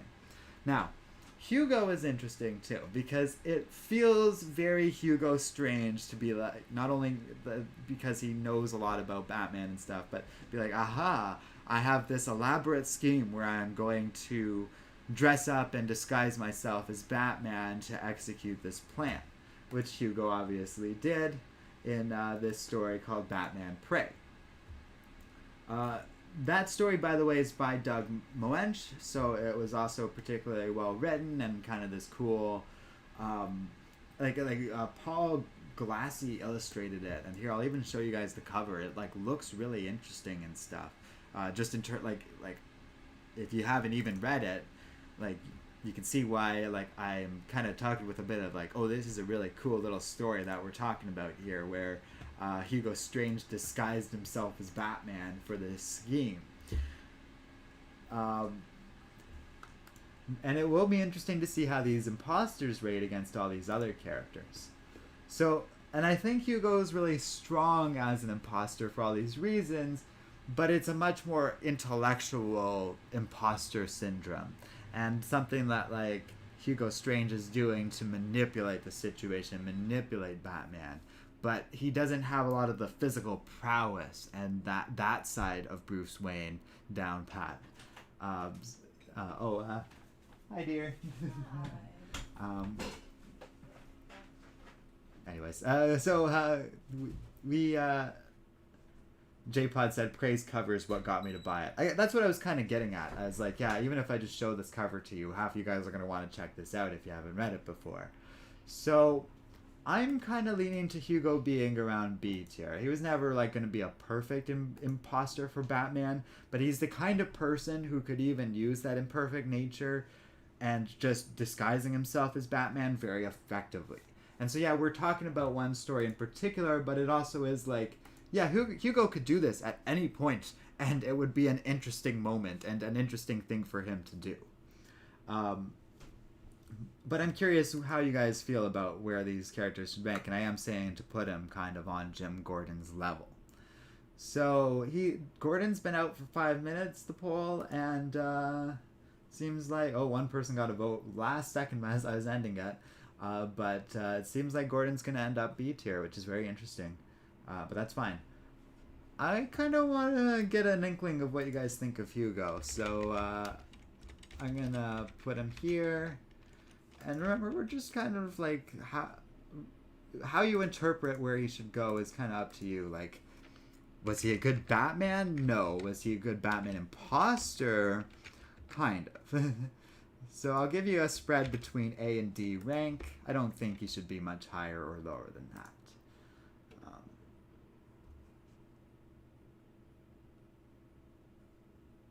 Yeah, J-Pods was surprised that Gordon got B tier. I'm a little too, but maybe you and Dazzo like just won people over with your argument, or that's what everyone agrees. It's like it's a lot of potential, but maybe shouldn't be much higher than like B or something. But I'm glad. Bucket Think Tank says, Hugo is that insane fanboy, and I remember seeing him run through the hallway in Batman Gotham Knights wearing the bat suit yelling, I'm the picture of mental health, is pure gold. Well, and I guess that's what I was kind of getting at, is like this idea of Hugo being a Batman imposter is a really fun one, and really fun for this character. Oh, and on that note, it's a 4-way tie at the moment, so we'll see where that goes. Oh, right now it's leaning to C. I can see the argument for C, because it's not like it's like he lacks the physicality, and it is just kind of a little bit of trivia, and maybe he should be lower than something more substantial like Jim Gordon. Travis was saying Batman facing Bane can go either way since Bane broke him, but 2 Banes, 3, how about 10? No normal suit will help Batman. With training and Terry, yeah, I think Raphael does that. And Raphael, because Raphael says in response, I'm not hating saying that Terry relies on his bat suit. I mean, a Bruce or the other Robins into the same suit would school Terry. Solid point to make. I'm not sure I fully agree. Terry's adapted to the suit and experienced with it and would have that advantage. And even without it, it's something that like fits him and would always probably be like against the natural instincts of someone like Bruce or the other Robins and stuff. And maybe you disagree, Raphael, but that's my opinion, at least. A very interesting point, though, that you're making there, Raphael. Hugo says, Hugo's poll currently has him in C grade range, which I think is pretty good, and maybe gives me an inkling of where some of these other imposters should go. Kuhn says, Bane was a better Batman than Hugo, LOL. Well, and it's funny you say that, because we're going to be talking about him soon, too. Dazzo says, in Batman Beyond, it's canon that Bruce, Dim, and Tinian all wore the Beyond suit, too. Which is canon for this character we're talking about here. And I kind of do think it's established that Terry sort of wore it best. Travis also says, Terry lost his suit before. He doesn't rely on it to the extent that he's helpless without it. Okay.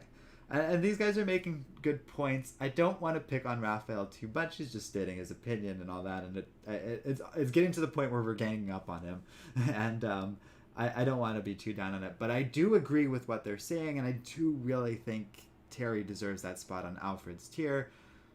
But maybe Raphael's preempting something that he was asking about the Battle Royale, which I will consider, like what you're saying there. That is fair.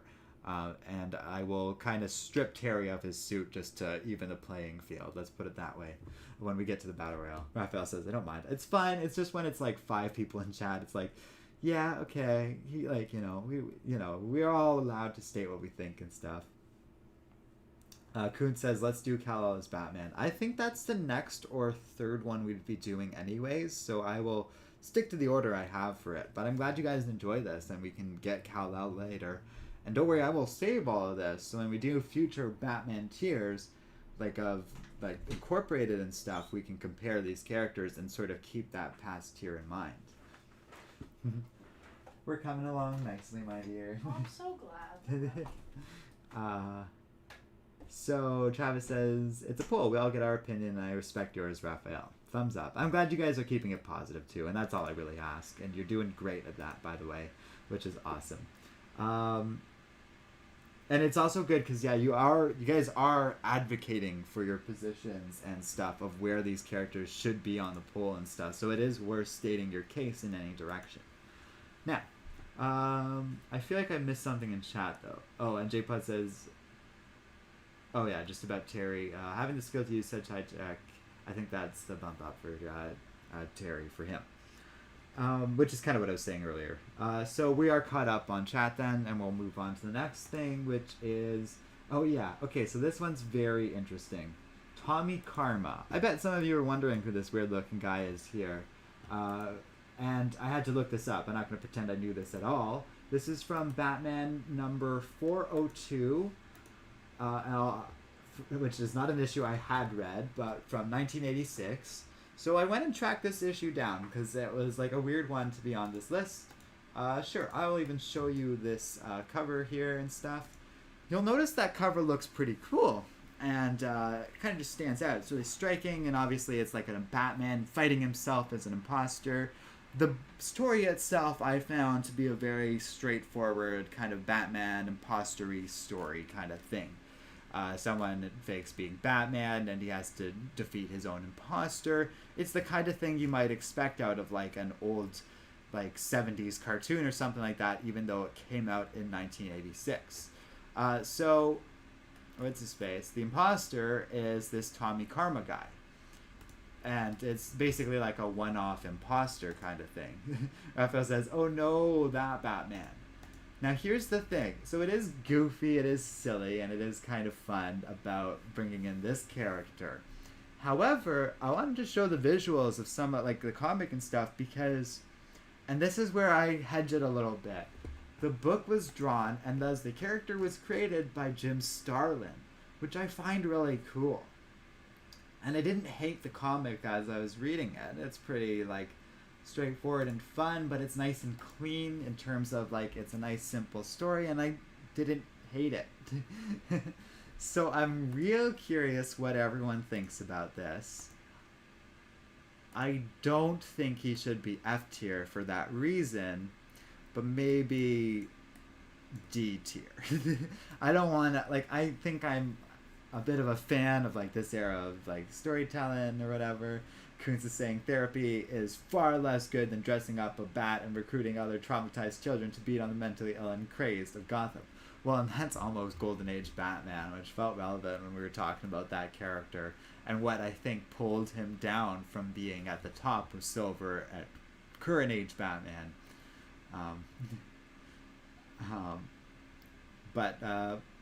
Yeah, so that was funny though, I agree.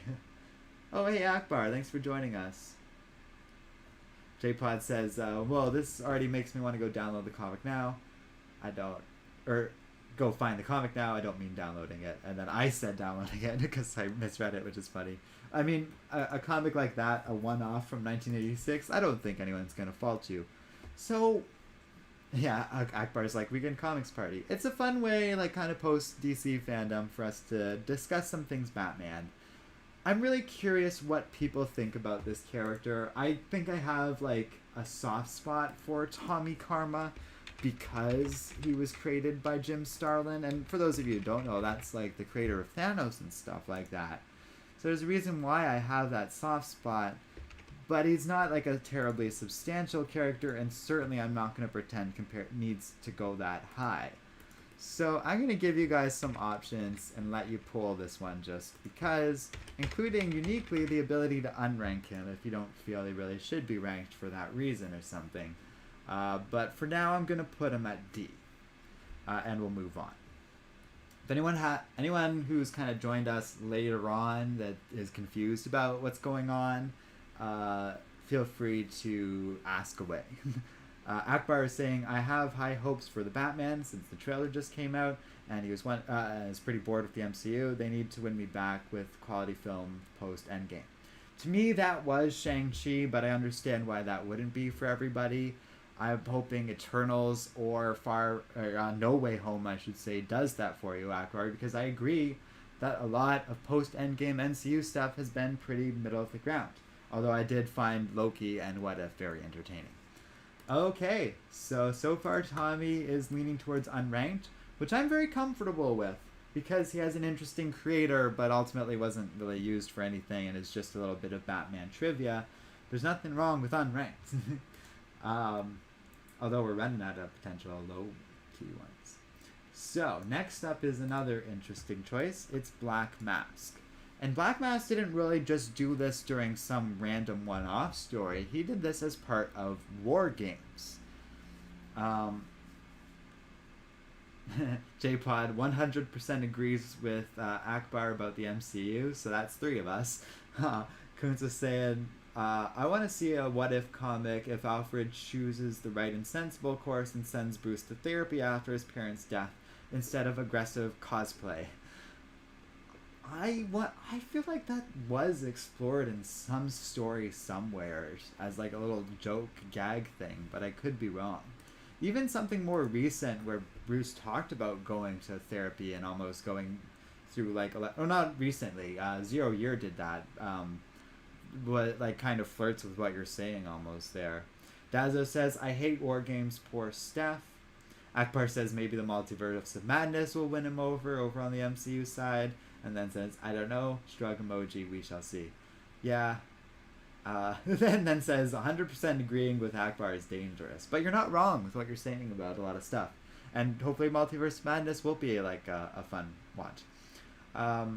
So yeah, War Games is a rough story. It's kind of important to Batman continuity and has its moments, but drags out forever, does all these things, and has a lot of problems. And part of this drags out forever I was just referring to is like Roman Sionis at one point dressing up as Batman to fiddle around with things. Now there are aspects of Black Mask posing as Batman that work. It gets into the whole thing about Bruce posing as Matches Malone and that plan potentially having these horrible effects like leading to this gang war. It's kind of ironic that because of that, Roman Sionis ultimately poses as Batman for his own nefarious purposes. But to me, what is memorable and interesting about Black Mask, this story, and even Roman Sionis' role in War Games in particular, has very little to do with him posing as Batman. And out of all of these imposters and all these takes on Batman, Roman feels like one of the weakest. He's kind of just a gang member. What's interesting about that character and what works for me is he is more of a, like, by-the-numbers, grounded mafia character. So him dressing up as Batman, I feel, works against Black Mask and doesn't really add anything for Batman. We also don't have a lot of low-tier ones here, and I think it's about time we do. I'm willing to go full F. I like Roman Sionis and Black Mask as a character and stuff, but not that much. So I'm sure Tommy Carla's poll has been up enough. I think if we are going to go F, I should do a poll and I'll hear people out. And maybe even let you unrank this one too. But J-Pod's saying F sounds perfect. So, you know, I'm always a little nervous around putting a character on the extremes just out of hand. So that's why I do think I should pull this, but everyone seems to be leaning towards him being low. So I'll throw it up, but I think we're going in that direction. What I will do is I'll allow for you guys to unrank him again, because that worked with me for Tommy, and themes are outright. And he can also go a little higher if anyone really likes this moment or thinks that there's potential to Roman Sionis being a Batman. But other than that, yeah. I don't know why I'm nervous about there not being like low ranked ones. We're about to hit another one with right here. Travis says we can save the unranked for special cases. F really seems like a good like fit. I'm completely paraphrasing you there, but yeah, I was saying that because like already people are voting F pretty reliably, so I think that's going to be the case. I just want this to be collaborative, and so it felt right to do that. Kunz is saying, realistically, who of all the gangs of Gotham would win a gang war? I think Bane would mop the floor in a gang war, but Joker as a second, and then Scarecrow because of fear gas. And then Joker obviously has his own gases. Ivy, if she counts, is remarkably powerful and could easily outplay Bane. I don't know if you were counting her. Otherwise, I'm with you, pretty much. Yeah, and Bane has a notorious tendency to outplay a lot of other villains. Of course, if Batman Who Laughs starts his gang in Gotham or something, or if you're counting anything like that, he's gonna win, because that dude is nuts. And then, like, also Luthor could, I think, outplay a lot of Batman villains if he were, like, considered and took over a gang in Gotham or something. So I don't know why I brought him up, but it just came to mind. Akbar says, have we already ranked Dick Grayson post-Nightfall Azrael Batman? Yeah, I counted him with the one we put up in S tier because it's the same character that also took over like after Battle of the Cowl. I didn't really mention that because I got confused, but I actually put him kind of around here somewhere, and we did a poll and everyone kind of wanted him in Alfred tier, and I kind of understand it because there is that history with this character and stuff, and him being a Batman and stuff. So but if you feel otherwise, Akbar, you weren't around for that poll, so feel free to voice your opinion on that. Raphael says, does the fear gas work on the Joker? Unreliably so, based on what I've read in comics and recall in different media adaptations. But if anyone has a better answer, let me know. JPod says, interesting idea. Joker's such a wild card that if you want to win, it would be hard. You're right. Joker tends to also come out on top in these things, especially over other Batman villains, and he's one of the few in Batman's main rogues gallery I could see out playing Bane in this regard.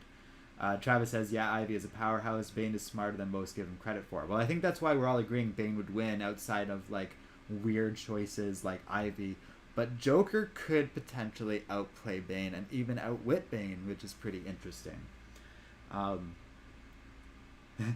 Kuntz is like, oh no, Batman Who Laughs is an insta-win. Yeah. Kuntz is like, I feel like Bane might napalm strike Ivy, but if not, Ivy is a hard out. The thing is, Ivy's connection to the green, in theory, should override situations like Bane potentially using napalm. She should, like, as he's, like, loading that stuff out of a warehouse, she should be able to just take him out in one fell swoop. So it depends on what kind of poison ivy we're talking about here. But the more modern takes on the character where she has that connection to the green, I have a hard time believing Bane could outwit her. I believe Bane is mentally capable of outwitting her. I just don't know if that would be enough to overpower Ivy. But you're making good points there. Raphael says, I think whoever gasses the first most likely wins between presumably Joker and Scarecrow. Which is pretty much the case. Joker is sometimes immune to Scarecrow's stuff, but I feel it's not always true. And if we exhaustively went through the comics, we'd find examples of Joker being affected by fear gas in some form. Although now that I'm saying that, Joker is immune to most toxins, completely his own gas and stuff. So maybe not. Akbar is saying, in my mind, Dick Grayson is the only man who could fill Bruce Wayne's shoes. And I love the Nightwing character. Not a fan of Damian. Terry McGuinness is great, but it doesn't work outside the cartoon. These are fair points, and more or less reflects what we have. Like, we have Damian and Terry at the top, Tim and...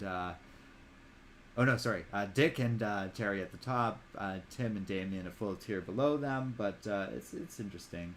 Travis says, any of you guys watch that Harley HBO show? It's pretty funny. I love it, personally. I love everything about it. Yeah, the writing, the voice actors, the animation. It's a really perfect take on Harley Quinn, in my opinion.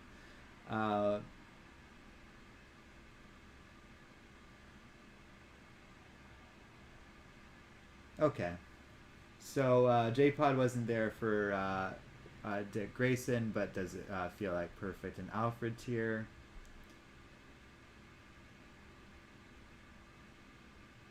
And just other discussion stuff. Sorry, I'm just catching up on chat. Kuntz is asking, who has canonically the largest gang in Gotham? Post-war games, it was Black Mass for sure, but that tends to wax and wane. Pre-Batman, it was kind of between the Falcones and the Carmines, and so it was them for a while. Post the appearance of Batman as well. At one point, Joker like controlled the largest gang in Gotham at various points in Gotham history, but like more recently, now I have no idea. But because of what I said, it kind of comes and goes. Okay, so we got 3 characters left. Next up is this dude, who I'm gonna have to check his name again. Charles Nygath, who briefly took over for a 2-issue series called Batman Orphans, written by, of all people in the world, Eddie Berganza, like a noted abuser who isn't really even normally a writer and is normally like an editor for Superman books. He wrote these 2 things, and it's about like this dude who's an Arkham Asylum doctor that poses as Batman to trick these orphan metas into forming a team together. The potential of the idea is really interesting, but we have a rotten to the core writer, and so it doesn't work at all. The artwork behind it is nothing to write home about, and I truly despise this character. It seems like a really easy F to me. If anything, it's an argument to bump up Roman Sionis just because it's such a dud, but I think the potential's there enough that he's like, he could have been interesting. And that puts him on level with at least like an established character that didn't work at all as Batman. I assume most of you have no idea who I'm talking about here, so maybe a poll isn't unnecessary for this one. If anyone has any opinion on him going anywhere but F, feel free to state it. Otherwise, I'm going to assume y'all are just going to take my word on it, and this is a bad take on Batman. And then our next 2 are pretty fun. Deathstroke is the next one because he briefly posed as Batman during an Outsiders book. Now here's one where it's a very small, narrow role, but as far as imposters go, yeah, J-Pod's like, no opinion on Charles. Yeah, I think he's fair down there. He was also saying, Tim is my favorite character, but Dick Grayson is the best Batman replacement. And Damian is just too young to properly know how he would be as a Batman as an adult outside of Elseworlds. All solid points. There was a lot of debate over Damian being as high as S tier, but it is kind of where he settled, and we're going to stick with that for now, I think. Although if there's a little more pushback for Damian, I'm willing to bump him down to A. Let's put it that way. Because some people didn't have a chance to vote on that poll. And so if people have more objections to Damian being that high, it is kind of a complicated version of the character that isn't really including the Elseworlds ones that J-Pod was just referring to. So I can see the argument to him being lower because it's a lot about Damian's potential. And that makes it very subjective and ambiguous, and there's lots of different ways that could work out and shake out and stuff. Kuntz is wondering, why do people keep joining Joker's gang? He's the worst option because your boss might be the reason you're dead just because he thought it was funny. All true. I don't really know why. It seems like one of the worst gangs to join in terms of your survival sense or whatever. Travis says, guys, Young Justice has a new episode out if you have HBO. You were saying that earlier, but yeah, if anyone wants to check that out, it's good for them to know. Dazo is saying, Slade is S tier in my opinion. Even people who have worked with Bruce for years were fooled by him in that Outsiders book. Also has the resources and usually on par with Bruce. So thank you for getting me back on topic. Here's my central thesis. Out of all the imposters we're talking about today, and by the way, we don't have a single one above C right now, Deathstroke is by far, not even just out of these imposters here, he is easily one of the best characters to ever to potentially impersonate Batman, because he was able to impersonate Batman's physicality, like Kuntz said, for me, which was really nice of you. Or no, sorry, Dazo said for me. And also Deathstroke's specific skill set, mentality, history with Batman, and general abilities make him like one of the most perfect Batman imposters ever. So yeah, I agree with you, S tier. I'm willing to go Alfred tier. And with that in mind, maybe we will put it up as a poll. Coons was saying Deathstroke, in my mind, is a cool idea. The more I think about it, he would fall more towards Jason Todd and Azrael, hyper-violent Batman. But like the way he was used and just the interesting idea of that, like I think he should be above where we have Azrael and Jason Todd, which is at A right now.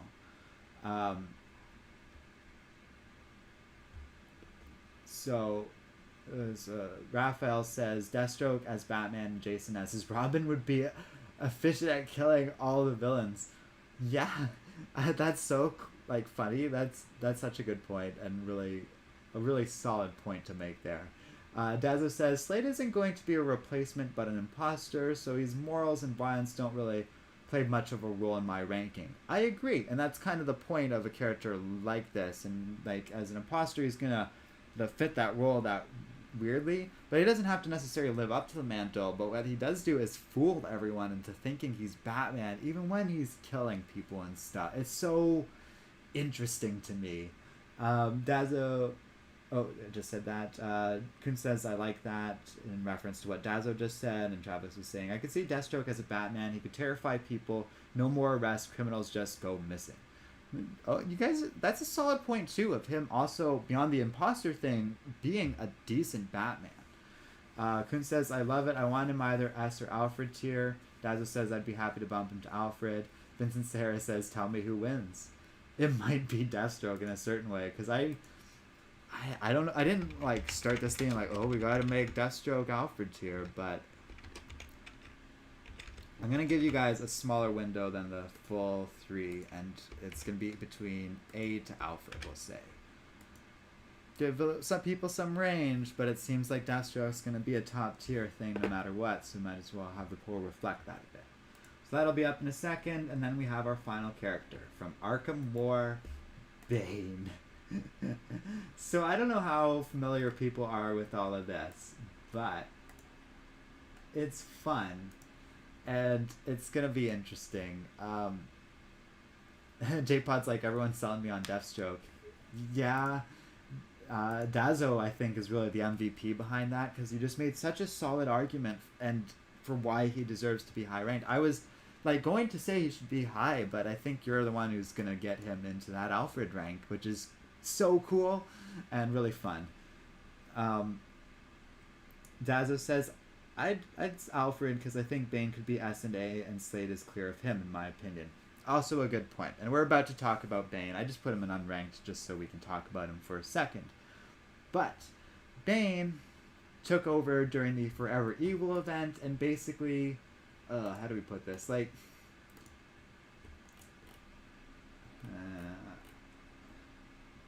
I don't want to misrepresent this too much.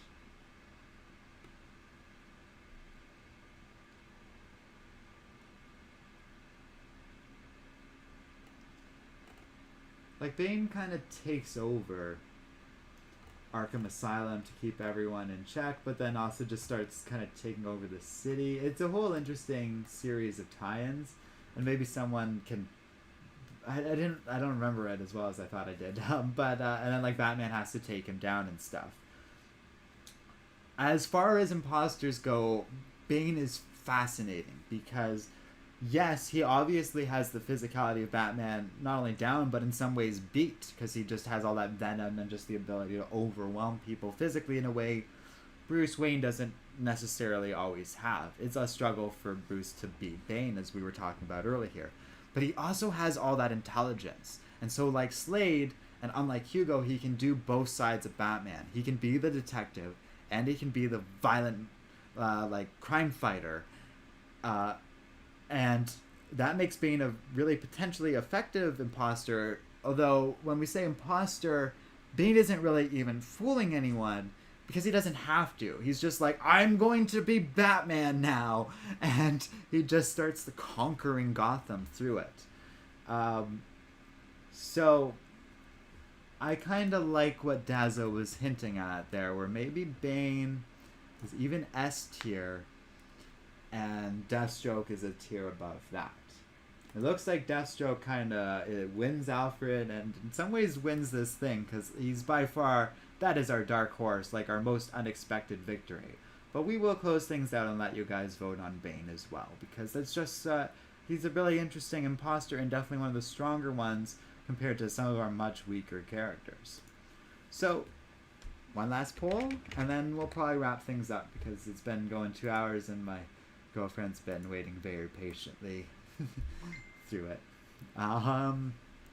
So let's say, yeah, I have a hard time seeing Bane go that high. I will let you guys potentially lower Bane if people feel he should be lower, but I'm kind of leaning towards S for now. So, Raphael at the beginning of this stream asked who out of all these characters that we'll be talking today would win with Battle Royale. Raphael says he'd go with Deathstroke or Bane to win the Battle Royale since they might go for the kill. That's interesting. I'm going to go with what was going through the back of my head as I was reading your comment. And this is my instinct. This is what I'm thinking. I don't know if it's right or if you guys are going to agree. I'm going to say current era Batman. Assuming that we're making this a fair fight where no one has any venom to help them out, or future tech bat suits, or anything else like that. Batman does have the edge of like those little meta-human abilities, all that experience of basically the collective memory of all 4 of these main continuity Batmen at this point, and has also physically beaten almost every other character on this list. So that's what my thoughts are. If anyone disagrees or thinks it's Bane or Deathstroke, I certainly see the argument for those 2 villains, especially because they're willing to take that aggression. And also, a Battle Royale is chaotic. And you could have an underdog like Damian Wayne coming out on top very easily because of that. Or Jace and Todd, because they're both also pretty willing to kill if need be.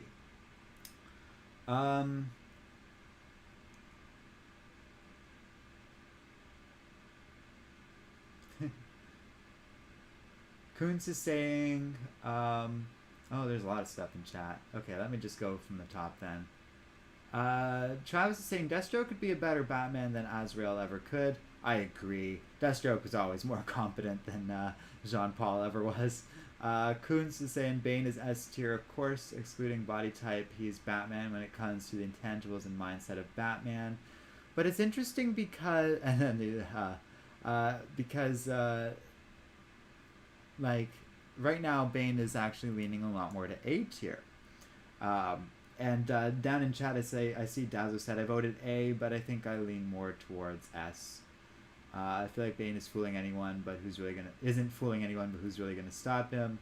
Batman beat Deathstroke not too long ago, so I think he's above him. Like, not above in tier, but coming out in top on that Battle Royale stuff. I agree with all of that.